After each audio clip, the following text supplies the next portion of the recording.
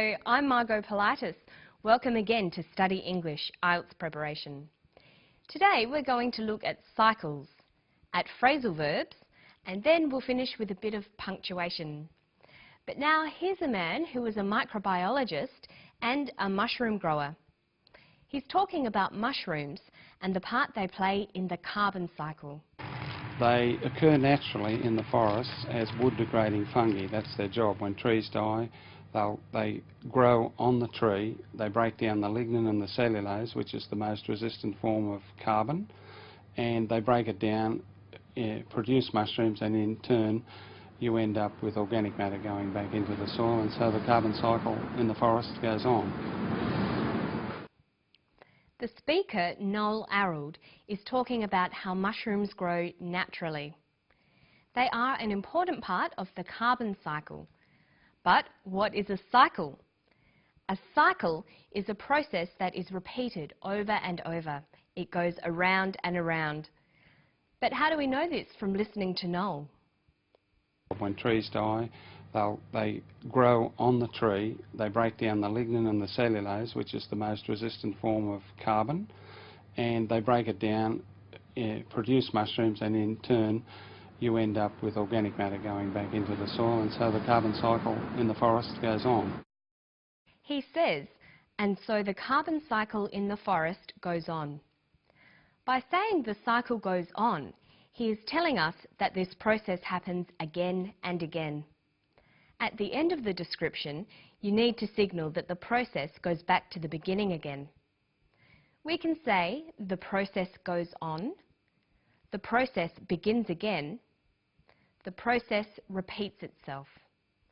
In a cycle, there is no real end or beginning because the process just keeps going. When describing a cycle, we need to start somewhere, then describe in order each part of the cycle. There are many different ways of describing the stages of a cycle.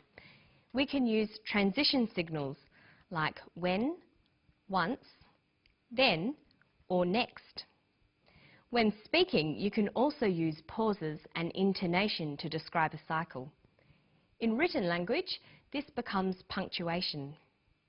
Listen to Noel Arrold again describing the different parts of the cycle. When trees die, they grow on the tree. He says, when trees die, they grow on the tree.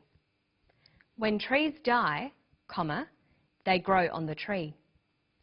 The first part of the cycle is that the trees die.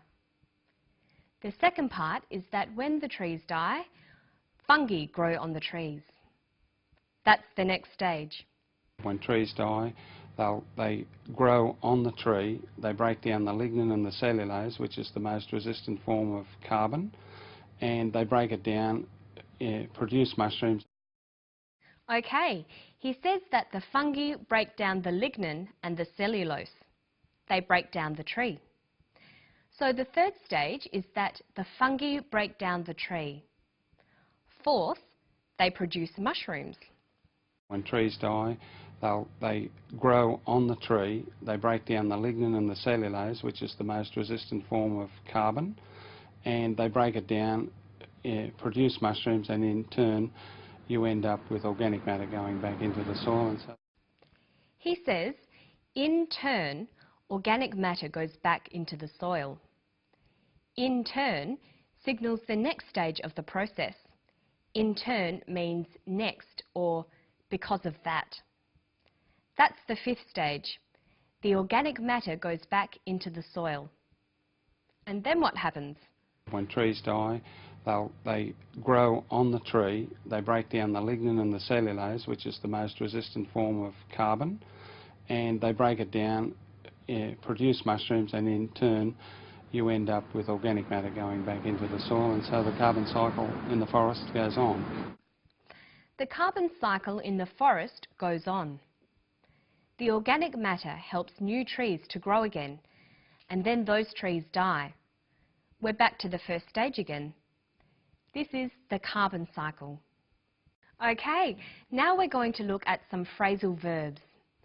Phrasal verbs consist of a verb followed by a preposition.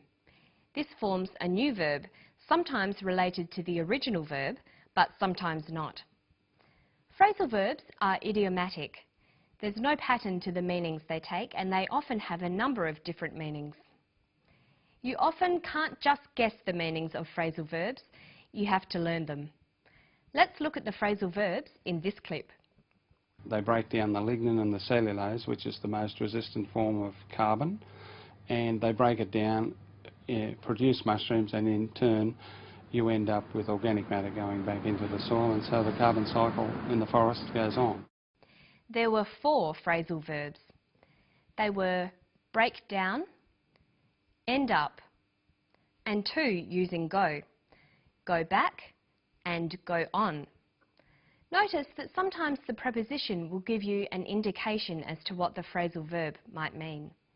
Let's look at these 4. See if you can match the meanings. Break up, end up, go on, go back, and finish, continue, decompose, return. Well, break up means to decompose. Go back means to return. Go on means to continue, and end up means to finish. But notice that break up can sometimes mean finish as well. We can break up from school. In formal writing, we would be more likely to use words like continue or return than phrasal verbs, which tend to be less formal.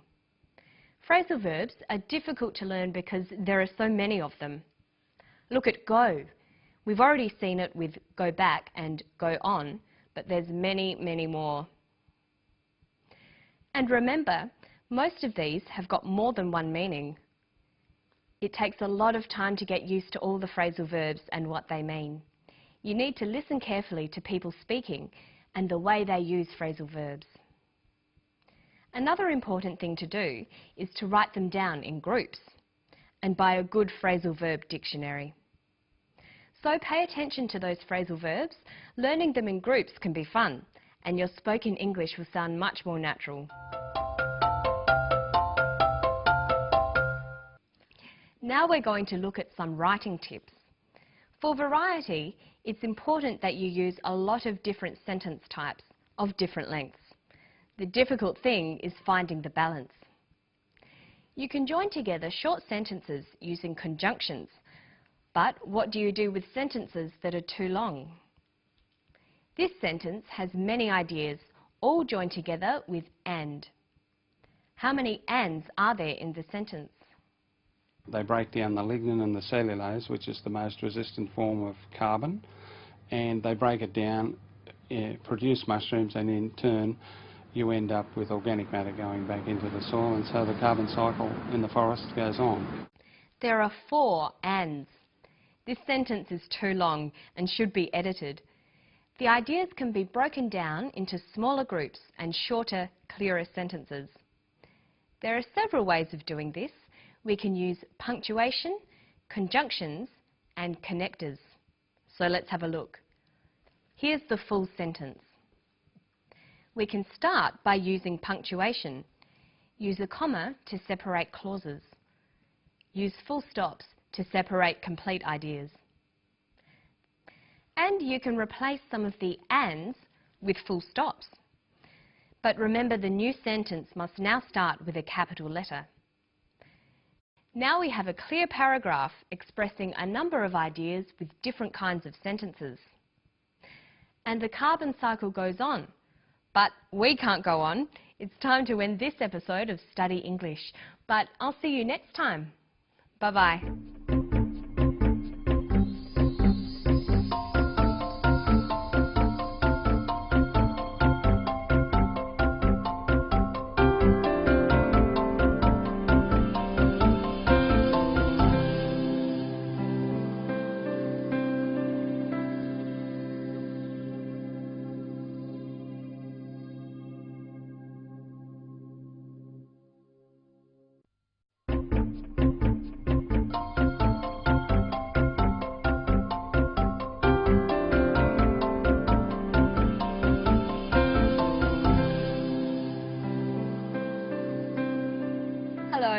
Welcome to Study English IELTS Preparation.